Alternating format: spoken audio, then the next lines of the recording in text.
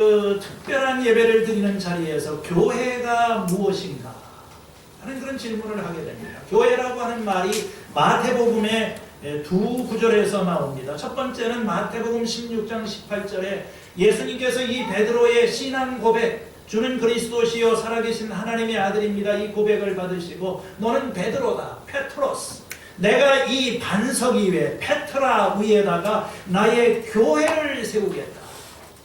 죽음의 문들이 그것을 이기지 못할 것이다. 교회의 설립 시작을 말씀하실 때 주님께서 이 교회를 직접 세우시는 것이고, 이 대적들이, 원수들이 교회를 흔들어도 교회를 결코 무너뜨리지는 못한다. 교회는 영원하다. 그때 주님께서 이 교회에 대한 첫 번째 말씀을 하셨습니다. 오늘 읽은 이 18장 본문의 17절에도 보면 교회에 대한 언급이 나와 있습니다. 그러나 그 형제가 그들의 말도 듣지 않거든 교회의 말을 하여라. 교회의 말조차 듣지 않거든 그를 이방 사람이나 세리와 같이 여기도록 하여라. 마태복음 18장을 흔히 교회장이라고 부릅니다. 여러분, 성경에 사랑장도 있고 믿음장도 있죠. 고린도전서 13장을 사랑장이다, 히브리서 11장을 믿음장이다 이렇게 말한다면, 이 마태복음 18장은 교회장, 교회가 무엇인가, 교회는 무엇을 하는 곳인가, 교회는 어떤 공동체가 되어야 하는 곳인가, 이런 문제들을 다루고 있는 그런 말씀이라고 이야기를 할 수 있습니다. 교회를 여러 가지 각도에서 볼 수 있겠지만 교회는 한편으로는 치유 공동체이고 다른 하나는 사명 공동체라고 말을 할 수 있습니다. 치유 공동체라고 하는 것은 육신의 질병이 있는 사람, 정신적으로 영적으로 상처를 받은 사람들이 와서 치료를 받는 그런 공동체. 그런 의미에서 교회는 병원 같은 그런 곳이다. 아프고 또 병들고 상하고 버림받은 사람들, 이런 사람들이 교회에 와서 사랑과 돌봄을 통해서 회복이 되는 그런 장소. 교회는 치유 공동체입니다. 동시에 교회는 사명 공동체입니다.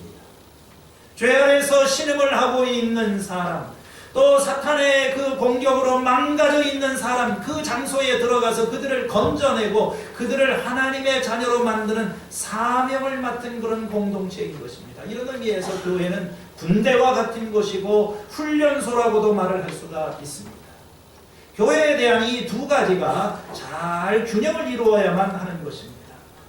너무 이렇게 사랑과 돌봄, 치유 공동체를 강조하면 교회가 사명을 소홀히 하게 되고 이기적인 크리스찬, 나약한 크리스찬들을 만들어낼 수 있어요.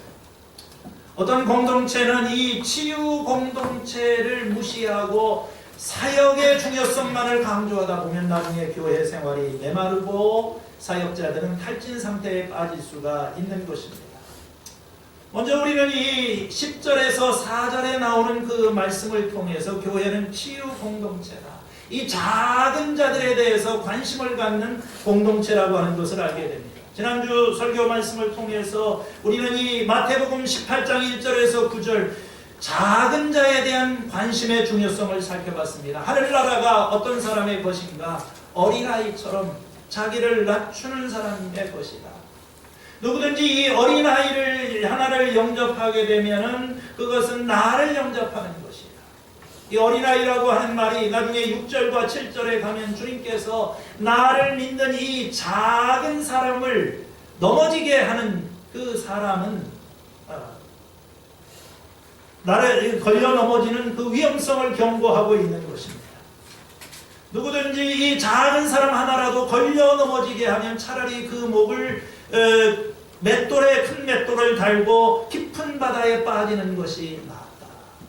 이 작은 것에 대한 관심, 중요성, 이러한 말씀이 오늘 본문에서도 계속되고 있는 것입니다. 10절 말씀을 보면 이렇게 되어 있습니다. 너희는 이 작은 사람들 가운데서 한 사람이라도 업신여기지 않도록 조심하여라. 계속 이 어린아이, 작은 자, 이런 것은 실제적인 어린아이를 의미할 수도 있고, 특별히 여기에서는 예수님을 따르는 제자들을 가리키고 있는 것 같습니다. 우리는 다 예수님을 믿는 주님의 제자들은 또 그분 앞에서 우리는 그 작은 자인 것입니다. 힘없는 어린아이처럼 자신을 낮춘 존재들이죠. 또 교회 안에서는 뭐 여러 가지 연약한 사람들이 있습니다. 그런데 이 하나님의 교회 안에서는 그 어떤 사람이라도 서로 소홀히 대하거나 업신여기는 일이 없어야 돼요. 왜냐하면 하늘에서 그들의 천사들이 하늘에 계신 내 아버지의 얼굴을 걸고 그들의 천사. 이 말을 문자 그대로 이렇게 보면은 여러분을 담당하고 있는 천사가 다 있어요. 이걸 어떤 사람은 수호 천사라고 이야기를 하는데 이런 거 아무도 생각이 안 하지. 근데 이제 이게 그런 근거가 있는 건지 그걸 얘기하는 건지 아닌 건지는 사실은 불분명합니다. 하지만 한 가지 중요한 것은 뭐냐면은 천사가 그 한 사람 한 사람을 위해서 하나님의 얼굴을 하늘에 계신 하나님을 향해서 이렇게 그 사람을 섬기며 바라보고 있다고 하는 그러니까 한 사람이 얼마나 소중한 존재인가. 모든 작은 자라고 할지라도 천사들이 그를 돌볼 만큼 소중한 존재이다. 그런 의미인 것입니다. 이 작은 사람이라도 업신여겨서는 안 됩니다. 그리고 작은 사람에 대한 이러한 관심이 이제 12절과 13절에 가면은 길을 잃은 양의 비유를 통해서 구체적으로 설명이 되고 있는 것입니다. 너희는 어떻게 생각하느냐? 어떤 사람에게 양 100마리가 있는데 그 중에 한 마리가 길을 잃었다고 하면 그는 99마리를 산에 남겨두고서 그 양을 찾아 나서지 않겠느냐? 양이 100마리가 있었다. 이게 그 당시에 목자들이 보통 돌볼 수 있는 평균적인 양의 규모, 숫자들이라고 합니다. 양 100마리를 돌보고 있는 이 목자에게 그 가운데 한 마리가 길을 잃었다. 길을 잃었다.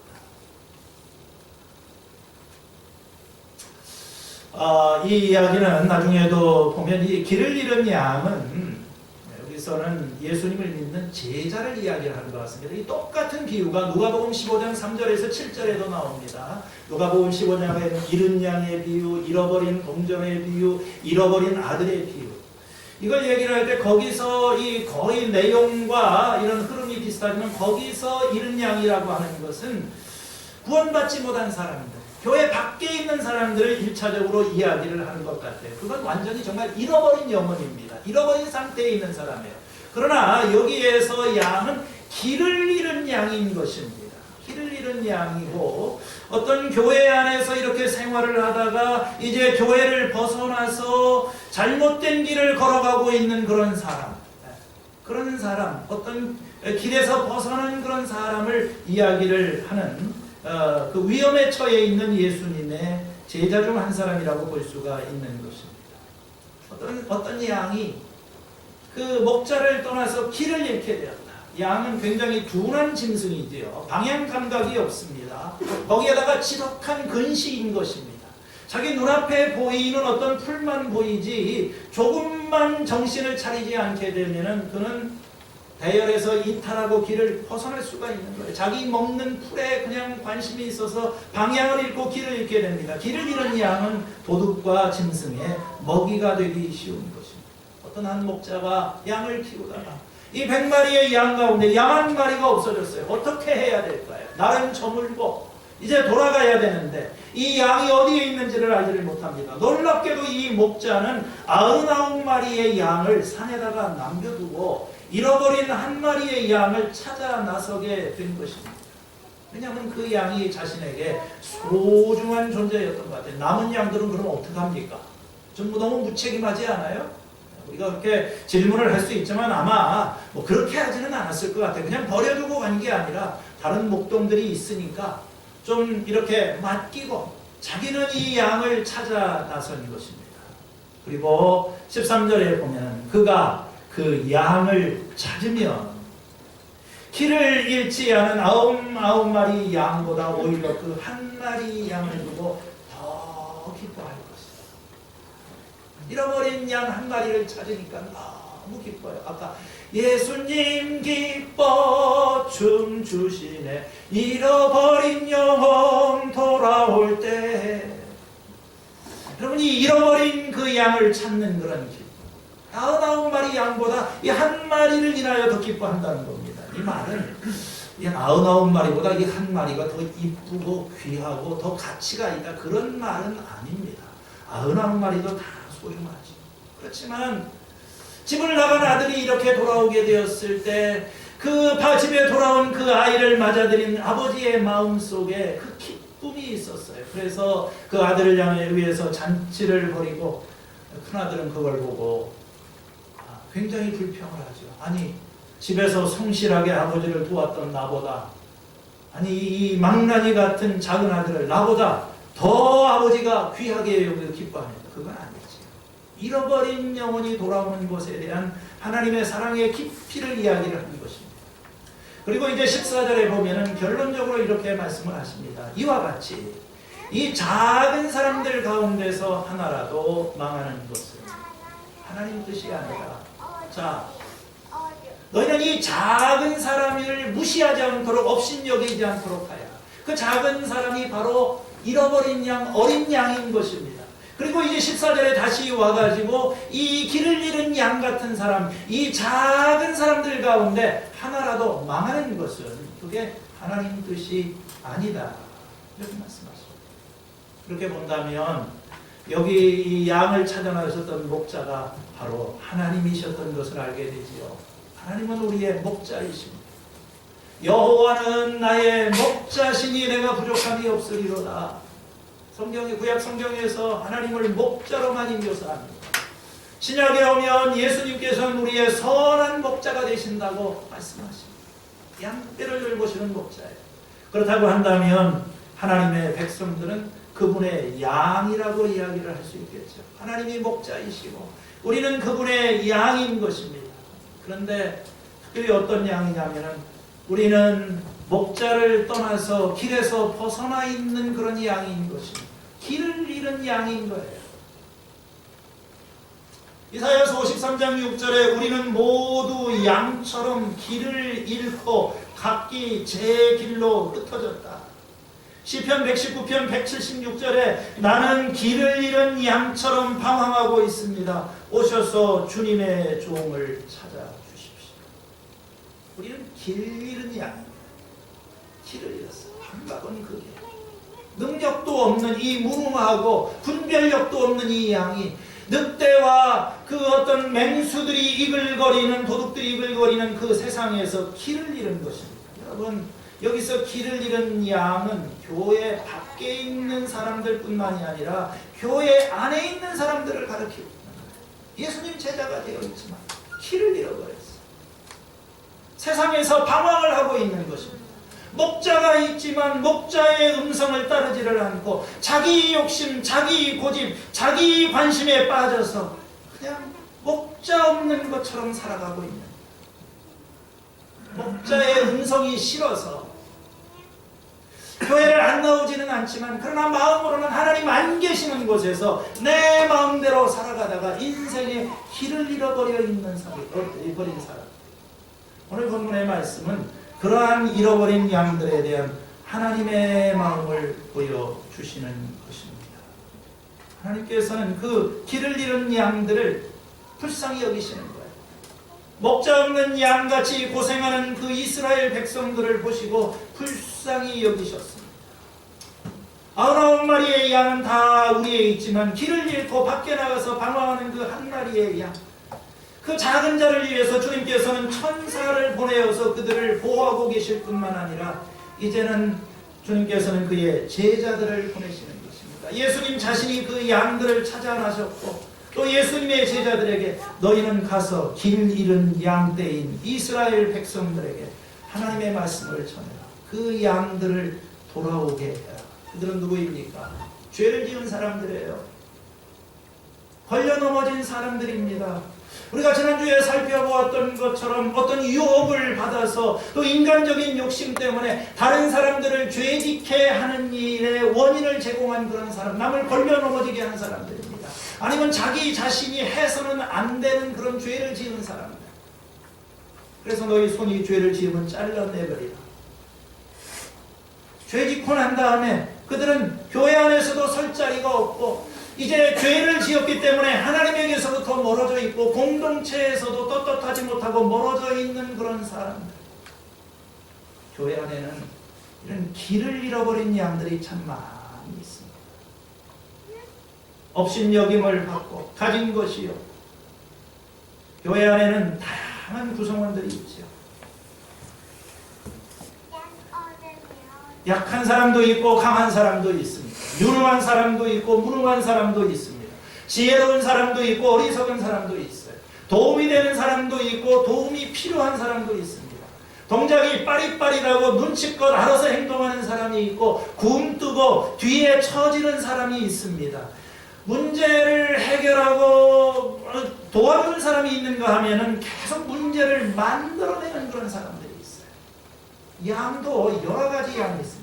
말 잘 듣는 양이 있고 아주 고집이 센 양이 있어요. 그냥 생각에 견고한 심, 자기 생각에 꽉 그냥 남이 얘기를 하더라도 듣지 않고 목자의 음성을 듣지 않고 자기 길을 고집하다가 구덩이에 빠지는 그런 사람들이 있어요. 이 사람들이 다 길을 잃은 양들이고 또 연약한 양들입니다. 그러니까 이런 사람들은 늘 목장에도 있고 가정에도 있고 교회에도 있고 직장에도 있고 늘 있습니다. 이런 사람들은 어떻게 대할 것인가? 실패한 사람, 낙오된 사람, 병든 사람, 버림받은 사람, 소외된 사람, 이런 사람들을 때리고 재촉하고 위협하고 벌을 주고 경계하고 그게 아니라 교회는 사랑의 공동체, 치유의 공동체. 어쩌다가 이 죄라고 하는 것에 의해서 이제 삶이 병들고 망가져 있는 그 사람들을 받아주고 감싸주고 또 돌보아주고 사랑으로 그들을 치유하고 그래서 넘어진 자리에서 다시 일어설 수 있도록 책임을 져주는 그런 공동체. 이것이 바로 주님께서 이게 하나님의 마음이고 우리들에게 주님께서 기대하시는 그런 것입니다. 우리는 작은 것을 업신여기는 경향이 있습니다. 세상의 자연스러운 방법이지요. 작은 것은 그냥 무시합니다. 대강 넘어갑니다. 실제로 공동체 안에서 한 개인은 그냥 무시야. 목회자들도 많은 교인, 큰 교회가 클수록 한 개인에 대한 관심은 없어요. 그냥 몇 사람 죽어도 괜찮아요. 뭐 한 사람쯤 내 눈에 안 보여도 그렇게 크게 문제가 되지 않습니다. 그것은 교회가 크게 잘못된 방향으로 가고 있다고 하는 거지요.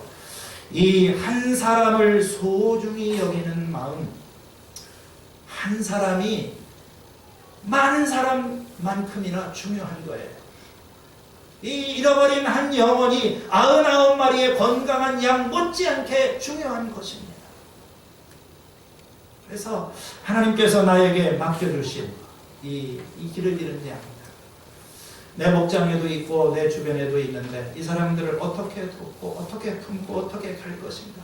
주님께서 우리 교회는 서로를 책임지는 사랑의 공동체, 치유 공동체가 되어야 된다. 그렇게 말씀하십니다. 두 번째로 교회는 다른 한편으로는 사명 공동체라고 할 수 있어요. 교회는 사명이 있습니다. 물론 믿지 않는 사람들을 예수님께로 돌아오게 하는 영혼 구원의 사명이 있습니다. 그러나 그에 못지않게 우리는 공동체 안에 있는 서로의 사람들을 바로잡아주는 그런 사명이 우리들에게 있습니다. 그것이 바로 15절에서 20절에 나오는 그런 말씀이지요. 이것은 앞에 나오는 그 10절에서 14절과 서로 연결이 되지요. 자, 내 주변에 있는 동료 중에 한 사람이 믿음의 형제 자매가 죄를 짓고 하나님에게서부터 멀어져 있고 지금 길을 잃고 방황하고 있다는 것을 알았을 때 이 믿음의 공동체가 어떻게 행동을 해야 되는가, 일반적으로 했던 얘기를 조금 더 구체적으로 다루게 됩니다. 내 형제가 죄를 짓거든. 아까 얘기한 대로 여기서 죄는 다른 사람에게 지은 죄가 될 수도 있고 스스로 지은 죄가 될 수도 있습니다. 남에게 영향을 미칠 수도 있고 자신의 영혼을 망가뜨리는 죄가 될 수도 있어요. 중요한 것은 죄를 지은 사람이 있으면 그냥 방관해서는 안 된다는 거예요. 여러분, 이 성경에 계속 특히 레위기라든지 구약 성경에서 반복이 되는 것은 죄는 전염력이 있어요. 죄는 오염을 시킨다고 이야기를 합니다. 지금 우리가 이 바이러스 때문에 난리가 나서 그 보이지 않는 그 미세한 바이러스, 증상조차도 나타나지 않는 이 바이러스가 침투를 하고 뚫리게 되게 되면 이제 이 공동체 전체가 걷잡을 수 없는 혼란에 빠지지 않습니까? 바이러스에 대한 어떤 신경을 곤두세우고 있는 것처럼 사실 우리 크리스찬들에게 있어서 우리가 경계해야 될 가장 무서운 것은 이 죄라고 하는 바이러스인 거예요. 죄가 우리 속에 들어오게 되면, 죄가 우리의 관계 속에 들어오게 되면, 죄가 우리의 신앙 공동체에 들어오게 되면 이 공동체에 걷잡을 수 없는 그런 문제가 생기게 되는 것입니다. 그래서 죄 지은 형제가 있으면 이것은 그냥 넘어가지 말고 반드시 이것을 어떻게 처리를 해야 된다. 우리에게는 잘못된 것을 바로잡아줘야 될 그런 사명이 있다. 어떻게 바로잡아주는가? 4가지를 주님께서 4단계를 말씀하십니다. 첫 번째는 도전하는 것입니다. 내 형제가 너에게 죄를 짓거든 가서 단둘이 있는 자리에서 그에게 충고하여라. 우리는 어떤 사람이 나에게 또 다른 사람에게 죄를 지을 때 그냥 넘어가는 경우가 많이 있어요. 가장 큰 이유는 이기심 때문에 그렇습니다. 뭐 내 문제가 아닌데. 또 솔직하게 얘기해서 다른 사람하고 부딪히는 것이 싫습니다. 이 현대인들의 이 사고방식 자체가 쓸데없는 참견하지 마라. 남의 일에 간섭하지 말아라. 뭐 네가 나서서 얘기한다고 그 사람이 돌아서는 것도 아니고 또 문제가 해결되는 것도 아니다. 그냥 넘어가는 경우가 참 많이 있는 것 같아요. 이건 우리 크리스찬 공동체에서 이건 잘못된 일이고, 진정한 친구는 듣기 좋은 말을 할 뿐만 아니라 쓴소리도 할 줄 알고 듣기 싫은 소리, 아픈 소리도 할 줄 알고 들을 줄도 아는 것이 이게 진정한 교회인 것입니다. 목자가 목원들에게 싫은 소리도 할 수 있는 거예요. 그죠? 우리 목원들이 상처받으면 어떻게 하나? 분명히 잘못된 길을 걸어가고 있는데, 잘못된 선택을 하고 있는데, 성경과 위반되는 그런 삶을 살고 있는데, 주님을 믿는 사람, 형제가 그런 선택을 하는 걸 보면서 목자가 그냥 가만히 있으면 이건 싹굴 목자리, 진정한 목자는 아니라는 것입니다. 제가 미국에서 한 7년간 시카고에서 이렇게 지내게 될 때, 그때 한국의 유학생들이 가장 많이 왔던 때예요. 그냥 유학생들, 그 교포들 포함해서 한 170명, 180명이 그 조그만 학교에서 바글바글 하고 있었으니까 정말 많은 사람이 있었죠. 거기에서 여러 사람들을 만나게 됐는데, 그 중에 어떤 목사님 남자분이 이 가정에 사모님하고 사이가 좋지 않아서 이혼 단계에 있었던 것 같아요. 뭐 이혼을 거의 이혼 초기였던 것 같기도 하고요. 이 신학생 이 목사님이 그런 거, 저는 뭐 처음 가가지고 상황도 잘 모르고 어떻게 뭐 말하기도 그렇고, 대부분의 사람들이 다 그 문제에 대해서 한 번도 언급하는 사람이 없었어요. 근데 제가 잘 알고 있는 어느 여자 선교사님 한 분이 이 얘기를 듣고 난 다음에 그분에게 계속 편지를 보내는 거예요. 아무개 형제 좀 만납시다. 만나서 이야기를 합시다. 답이 오질 않아요. 아마 여자라고 그래서 더 무시했던 것 같기도 하고. 근데 이제 뭐 그분이 이제 한국에 와가지고 보니까 이제 결혼도 했고 꽤 유명한 목사가 됐어요. 매스컴에도 한 번씩 이렇게 나오게 되고. 그때 이렇게 한 번씩 생각해 봅니다. 이런 가운데 어떻게 해야 될 것인가? 곤란한 것은 피하고 그저 좋은 얘기만 하고 하하 호호호 하면서 좋은 게 좋다는 식으로 넘어가는 것이 교회인지, 정말 한 영혼을 위해서 그가 잘못된 길을 걸어가고 있다면 이야기를 하는 것이 올바른 것입니다. 형제가 너에게 죄를 짓거든 대면하라, 직면하라, 직접 찾아가라. 그러나 은밀하게 해라. 단둘이 있는 장소에 살아. 처음부터 그냥 막 일을 버려놓고 소문을 내고, 우리는요 반대로 하는 경우가 많아요.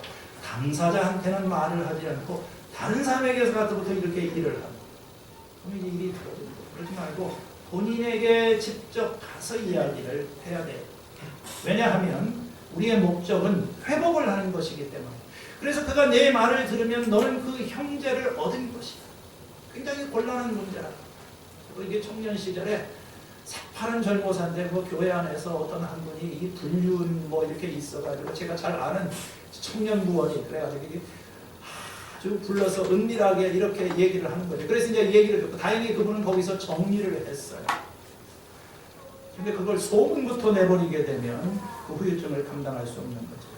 회복이 목적이기 때문에 방법도 굉장히 중요한 것 같아요. 갈라디아서 6장 1절에 형제자매 여러분 어떤 사람의 죄가 드러나면 성령의 인도하심을 따라서 사는 여러분은 온유한 마음으로 그를 바로잡으시기를 바랍니다. 이런 남을 이렇게 잘못된 길을 가는 사람을 바로잡을 때는 온유와 겸손이 중요해요. 무슨 정죄하고 책망하고 판단하고 언성을 높이고 혈기를 부리는 것은 이건 회복에 도움이 되지를 않습니다. 여러분들이 남한테 충고나 조언을 하고 싶을 때 가장 중요한 원리는 마음에 분노가 있는 상태에서는 절대 하시면 안 돼요. 분노가 있으면 반드시 그것은 격정으로 표현되든지 비판과 정죄로 표현이 되는 것입니다. 그러면 회복이 되는 것이 아니라 더 큰 상처를 주고 그게 나중에 공동체에 손해를 끼치게 되는 거죠. 그래서 문제가 있는 사람이 있으면 기도한 다음에 기도하고 그러나 하나님 앞에 기도하고 난 다음에 가서 우리가 대면할 줄을 아는 그런 용기 이렇게 해서 성공을 하면 다행이지만 상대방이 듣지 않게 되면 이제 보다 급진적인 다음 단계로 가야 됩니다. 16절의 말씀을 보면 그러나 듣지 않거든 한두 사람을 더 데리고 가거라 그가 하는 모든 말을 두세 중인의 입을 길어서 확증을 하려는 것이다. 한두 사람 너무 많이 말고 아주 믿을 수 있는 한두 사람 최소한의 숫자를 데리고 가라. 비밀 유지를 위해서도 그렇지만 증인 역할을 하게 되고 또 말을 하는 나 자신이 객관성을 유지할 수 있도록 두세 증인 성경에도 보면은 한 사람의 증인만으로는 판정을 할 수 없고 두세 사람이 증인이 있어야지만 이게 효력을 발휘한다. 그러니까 여러분들도 남들이 와가지고 자꾸 뭐 누가 어떻더라 뭐 카더라 얘기를 하게 되면 또 귀가 솔깃해가지고 뭐 그래요 그러지 말고 그게 입증이 되지 않으면 누가 그런 얘기를 합니까? 그것이 사실로 확인되지 않는 한 그걸 믿지 마시기를 바랍니다. 자기가 직접 본 거랑 경험한 게 아니면 그걸 가지고 또 퍼날르고 그러다가 난리가 나는 겁니다. 자, 세 번째 단계에서는 그래도 그 사람이 믿지를 않게 되면은 17절에 뭐라고 이야기를 했습니까? 그 형제가 그 말도 듣지를 않거든. 그때는 교회의 말을 해라. 여기서 교회라고 하는 것은 물론 그 당시에는 작은 교회들이죠. 서로 다 아는 공동체. 그래서 이제 교회 공동체의 이름으로 그 사람의 잘못된 것에 대해서 지적을 하고 또 그 길에서 벗어나도록 권면을 합니다. 그래도 듣지 않거든. 어떻게 하라고 했습니까? 그를 이방 사람이나 세리와 같이 여기도록 해라. 이 말은요, 좀 냉담한 태도, 거리를 두고 있어라 이런 말일 수도 있고 아니면 교회에서 쫓아내버려라 이런 말일 수도 있고 그런 굉장히 엄격한 말이죠. 우리 크리스찬들에게 있어서 이 교회는 우리의 그리스도의 몸이고 우리는 거기에 공동체에 속해 있는데 이방인과 세리처럼 된다고 하는 것은 뭐냐면 이게 뭐 왕따를 시키라는 것이 아니라 하나님 안 믿는 사람처럼 취급을 하라는 거예요. 아니 예수님을 주님으로 영접했으면 그래도 자신의 잘못에 대해서 그 여러 사람들이 또 교회가 교회 이름으로 얘기를 하면 들을 수 있는 귀가 있고 벌써 이건 마음의 문이 닫혀 있고 듣지 않으려고 하는 완고한 마음을 가지고 있고 벌써 자기 길을 딱 선택해버린 이런 아주 고집스러운 이런 사람인 경우에는 이건 어떻게 해야 되나? 이건 그냥 저 사람 안 믿는 사람이구나. 저 사람 신자가 아니네. 이렇게 해서 아예 불신자처럼 생각을 하고 근데 현대 교회에서 이런 것을 적용을 하는 것이 참 쉽지가 않은 것 같아요. 역사적으로 가장 무서운 것은 그 어른 교회에서 쫓겨나는 그런 것입니다. 이걸 파문이라고도 이야기를 하지요. 그래서 이제 가톨릭이나 이런 데에서는 지금도 어떤 심각한 오류가 있는 사람에 대해서는 파문을 하고 쫓아내버리는 겁니다. 교회에서. 교회에서 쫓겨난다고 하는 것은 이 하나님 나라에서 쫓겨나는 것 같은 그런 두려움을 갖게 하는 거예요. 장로교 이런 교회, 우리 개신교에서도 보면 권징이라고 하는 제도가 있어요. 치리한다고 이야기를 하죠. 교회에 무리를 일으키고 하나님의 말씀에 위배되는 그런 사람이 있으면 처음에는 권면하고 그래도 받아들이지 않으면 교회의 이름으로 치리를 하게 됩니다. 근데 이제 요즘 교회는 이게 사라졌어요. 그냥 뭐 오면 감사하고 한 사람이라도 죄를 지었건 불륜을 저질렀건 다 묻지도 않고 그냥 넘어갑니다. 이렇기 때문에 교회가 약해져 있고 교회가 지금 병들어 있는 어떤 교회에서 장로님이 불륜을 저질렀습니다. 근데 목사님이 그 얘기를 들었어요. 여러 가지 이 증거 자료를 볼 때 그게 분명한 사실입니다. 근데 이분이 그 불륜의 대상인 젊은 여자하고 자기가 장로인지 하여간 안수 집사인지 교회를 꽤 오래 나온 사람인데 그 교회를 그냥 나오고 있는 거예요. 그 유명한 아주 교회입니다. 이 목사님이 아주 주일날 설교 시간에 얘기를 한 거죠. 지금 제가 듣기로 우리 교회 안에서 불륜을 저지르면서도 하나님 앞에 나와서 예배를 드리는 사람이 있다고 합니다. 뭐 이름을 얘기하지 않았어요. 지금 제가 주님의 이름으로 이야기를 하는데 회개하시기를 바랍니다. 하나님 앞에 돌아서시기를 바랍니다. 이런 말을 하면요 충격을 받는 분들이 좀 계실 거예요. 이 교회가 사랑의 공동체이고 치유의 공동체이고 회복의 공동체인데 한 교회에서 어떻게 교회 나오는 사람에게 그렇게 험한 말을 하고 쫓아낼 수가 있는가. 이런 사람은 교회가 권위가 있다고 하는 것을 모르기 때문이에요. 여러분들 예배 늦게 오고 교회에서 어떤 일을 맡겨주게 되면 사역을 맡았다가 좀 힘들다고 쉽게 포기해버리죠. 이런 사람들 다 이유가 있지만 근본적으로는 교회의 권위에 대한 의식이 약하기 때문에 그렇습니다. 회사에 가면 말 잘 듣고 시간 잘 지키고 이유가 뭡니까? 그렇게 하지 않으면 직장에서 해고당할 수 있기 때문에 학교에 가서 선생님 하시는 것 시키는 거 다 하고 교수의 말 잘 듣는 이유 안 하면 퇴학당하기 때문에 그렇습니다. 군대에서 상관의 말을 잘 듣는 이유도 그렇게 하지 않으면 불이익을 당하거나 불명예 제대를 하고 영창에 갈 수도 있기 때문에 권세가 있다고 생각을 하는 거죠. 그런데 교회의 권위를 인정을 하고 교회가 얼마나 이것이 대단한 권세를 가지고 있는 공동체인가 여기에 대해서 아무런 생각이 없어요. 그러니까 이쪽 교회에서 일을 하다가 문제를 일으키면 다른 교회로 가고 또 다른 교회로 가면 뭐 어서 오십시오 하면서 이렇게 받아주게 되고 이게 교회가 오늘 약해져 있는 그냥 막 바이러스가 여기저기를 침투하고 다니면서 다 무너뜨리고 다니는 거예요. 여러분 교회가 얼마나 권위 있는 단체인지 아십니까? 회장님보다도 더 높은 분이 하나님이세요. 총장님이나 참모총장보다 더 높으신 분이 하나님이십니다. 우리 18절 말씀 같이 한번 읽어보세요. 다시 한번 읽습니다. 시작. 내가 진정으로 너희에게 말한다. 무엇이든지 너희가 땅에서 매는 것은 하늘에서도 매일 것이요 땅에서 푸는 것은 하늘에서도 풀 것이다. 이게 바로 교회에게 주신 권세입니다. 주님의 이름으로 모여있는 이 교회 두세 사람이라고 할지라도 그 사람들이 모여서 주님의 이름으로 이 문제를 놓고 지금 여기서 특별히 하늘에서 맨다 땅에서 맨다 여기서는 이것이 어떤 교회의 결정인 것입니다. 지금 이 교회에 죄를 지은 사람 분명히 잘못된 길을 걸어가면서도 교회의 권면을 받아들이지 않는 그런 사람 이 사람에 대해서 우리가 어떤 결정을 이걸 품어야 되나 이 사람을 갖다가 쫓아내야 되나 어떤 일을 해야 되는 거에 대해서 이제 교회가 기도를 하고 하나님 앞에 19절에 보면 그게 나오지요. 내가 진정으로 거듭 너희에게 말한다. 땅에서 너희 가운데 두 사람이 합심하여 무슨 일이든지 구하면 하늘에 계신 내 아버지께서 들어주신다.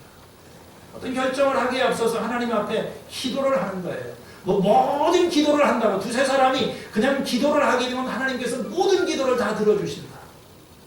그런 의미는 아니지요. 그러나 하나님의 뜻을 찾기 위해서 이 길을 잃은 한 사람의 영혼을 어떻게 해야 될지 내가 찾아가야 될지 말아야 될지 이게 교회가 개입해야 될지 말아야 될 것인지 이 문제를 놓고 하나님 앞에 기도하고 결정을 하면 하나님께서 그 결정을 인정해 주신다는 거예요. 왜냐하면 두세 사람이 내 이름으로 모인 그곳에 나도 그들과 함께 그렇기 때문에 여러분, 교회는 예수님께서 인정하시는, 교회에서 쫓겨나면 하늘나라에서도 쫓겨나는 것 될 수 있다. 교회가 풀어지게 되면, 교회의 이름으로 용서를 선언하게 되면 하늘나라에서도 용서를 받고, 대단한 것이 아닙니까? 이런 일을 우리는 참으로 신중하게 해야 되고, 교회라고 하는 것이 치유의 공동체로서 아프고 상하고 어쩌다 보니까 자기도 모르는 사이에 죄의 일에 빠져들고, 그러다 보니까 점점 교회에서 멀어지고, 이 구렁텅이에 빠져서 스스로는 헤어날 길이 없으면서도 관심을 가져주는 것이 없는 사람들, 그 연약한 사람들, 어린아이 같은 그런 심령들, 그런 사람들이 있으면 우리는 찾아가야 합니다. 그들을 돌보고 그들을 안아주고 99마리 양을 두고 찾아 나서는 그런 사랑의 공동체, 치유의 공동체, 회복의 공동체가 되어야 됩니다. 그리고 우리 주변에 교회 안에서 교회를 어지럽히고, 교회를 자꾸 잘못된 방향으로 가게 하면서 고집을 피우고 있는 그런 사람들이 있습니다. 우리는 진리의 말씀을 가지고 대면하고 하나님의 말씀으로 그를 바로잡을 수 있는 그런 사명의 공동체, 치유의 공동체가 필요합니다. 인생길을 가다 보면 넘어질 때가 있어요. 내가 남을 넘어뜨리기도 하지만 내가 걸려 넘어질 때가 있습니다. 어쩌다 보니까 잘 시작을 했는데 걸려 넘어져서 구덩이에 빠져 있습니다. 그때 넘어져도 일으켜 세워줄 자가 없으면 그 사람에게는 화가 있을 것입니다. 왜 주님께서 우리를 교회 안으로 부르셨을까요? 왜 우리에게는 교회가 필요합니까? 왜 우리는 이런 어수선한 상황에서도 모이는 것을 패할 수 없고 함께 모여야만 되는 것입니까? 서로 책임지라고 하는 것입니다. 신앙생활은 혼자 할 수 없는 거예요. 두 가지 혼자 못하는, 결혼생활과 교회생활은 혼자 못합니다. 인터넷 보고 예배를 드릴 수 있는지는 모르지만, 큰 교회에서 숨어 지낼 수 있는지는 모르지만, 그건 신앙생활이 아닌 것입니다. 내 아우가 지금 어디에 있느냐? 가인에게 하나님께서 물으셨습니다. 난 모릅니다. 내가 내 아우를 지키는 사람입니다.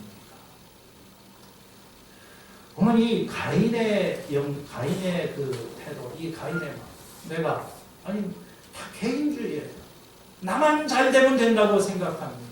교회와 상관없이, 다른 사람에 대한 어떤 책임도 없이 그냥 나 혼자만 된다고 하는 개인주의가 우리에게는 팽배해져 있어요. 그래서 교회를 나오면서도 외롭고, 교회를 나오면서도 여전히 혼란스럽고, 책임을 져주는 존재가 없는 거예요. 저는 미국에 가가지고 영어 배우면서 가장 익숙하지 않았던 단어가 accountability라고 하는 그런 말입니다. 들어보셨는지 모르겠어요. 이 accountable 하면은 누가 누구에게 책임이 있는 그런 것입니다. 그러니까 accountability라고 하는 말은 이게 어떤 책임을 지는, 그 책임 관계에 있는, 서로에게 책임을 져주는, 이 accountability 그룹이라고 하는 것이 있어요. 목사님들도 보면 당신의 accountability 그룹이 있냐. 이건 뭐냐면 내 얘기를 들어주고 나를 책임져주고, 잘하면은 격려해주고 도와주고, 잘못하게 되면 옆에 있으면서 따끔하게 얘기를 해주고 바라줄 수 있는 사람. 이 accountable, 서로를 책임을 져주는 그런 관계. 혼자 있으면 편하기는 하겠지만 우리는 어디 가는지 구덩이에 빠질 수도 있고, 빠져도 헤어나올 수가 없어요. 우리 겨자씨 교회, 작은 자에 대한 그런 관심, 대단한 존재가 아니랄지라도 하나님께서 나에게 주신 이 가정, 직장, 우리 목장과 교회 안에서 우리가 서로의 어깨에 힘이 되어주고, 또 서로를 돌보며 치유하고 회복하며 바로잡아주는 아름다운 믿음의 공동체를 만들어가는 하나님의 종들이 될 수 있기를 축원합니다. 하나님 아버지, 저희를 교회의 일원으로 불러주시고 또 교회에 속하게 해주셔서 감사합니다. 한 사람이면 넘어질 수밖에 없지만 두세 사람이 있기 때문에 일어설 수 있고 또 일으켜 세워주기를 원합니다. 우리 주변에 눈에 띄지 않는 사람, 약하고 성가시고 나를 귀찮게 한다고 부담이 된다고 피하지 않게 하여 주시고, 필요하다면 하나님의 말씀을 가지고 담대히 나아가서 바로 잡을 수 있는 용기도 허락하여 주시옵소서. 그래서 이 겨자씨 교회를 통하여 하나님이 주시는 관계의 축복을 누리는 2020년 한 해가 되기를 기도합니다. 예수님의 이름으로 기도했습니다.